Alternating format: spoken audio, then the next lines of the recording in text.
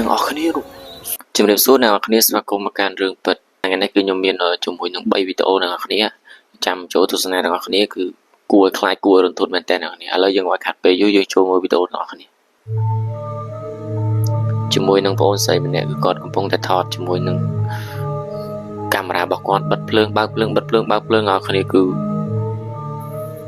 នេះអ្នកនរគ្នាចាំមើលនៅខាងក្រោយខ្នងគាត់នោះអូអ្នកនរគ្នាភ្នែកអូយព្រមបាល់ទៅអូអ្នកនរគ្នាភ្នែកឃើញពេជ្រសហ្នឹងមិញព្រម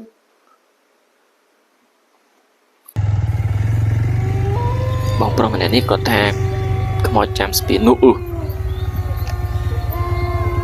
យអ្នកនរគ្នានោះសស្គុកនោះ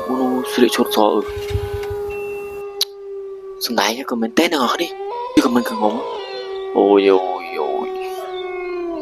ឃើញចឹងហើយប៉ុណ្ណឹងអត់ខ្លាចទេនោះឥឡូវយើងចូលមើលវីដេអូមួយទៀតម៉ែកូនក្មេងរត់ហើយម៉ោងប្រហែលហើយនឹងរត់អានេះមរេងគង់វាក៏មិនមែនមរេងគង់វាប្រហែលជាអាចនឹងកូនខ្មោចនឹងចឹងណាម៉ែមករត់ទ្រូងជាងទ្រូងរបស់កាន់ដៃ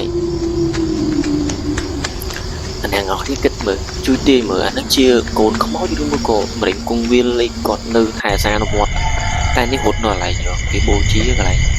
គេហៅកន្លែងមេតកន្លែងមេតបូជាកន្លែងឡបូជាហ្នឹងអ្នកនរគ្នាគួរខ្លាចអ្នកនរគ្នាវីដេអូក៏មានតែប៉ុណ្្នឹងដែរកុំភ្លេចជួយ Subscribe ជើងខ្ញុំម្នាក់មួយផងបាទជួបគ្នានៅឱកាសក្រោយ